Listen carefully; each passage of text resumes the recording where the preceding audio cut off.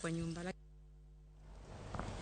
Nakoromo gi jariemb lori moro mane oringo ma olal tok lori mane oriembo kelo masira mar apaya kendo kelo tho mar okil moro e kaunti ma Machakos tarik 24 mar dwe mar 9 higani. Gikone to chwal e nyim doho ma Machakos kano chiwore kende owuon e tesend obila ma Machakos. Dono ma itayo gi jang'ad bura Ann Nyoike wacho ni Fidelis Mutuku nodonjne gi ketho mar riembo marach kendo kelo tho bang' riembo marach, kama Ann Nyoike wacho ni Fidelis omi rambun mar Sh200,000 kata omenda maching maromo Sh100,000.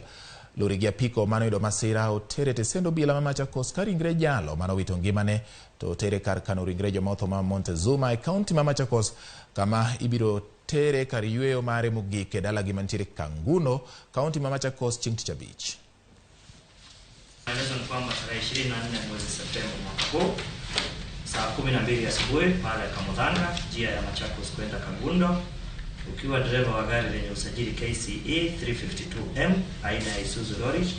uliweza kuendesha hiyo gari bila uangalifu na ukaweza kuondoka katika lane yako na kuweza kugongana na pikipiki ambayo ilikuwa KLES 915V ambayo ilikuwa inaendeshwa na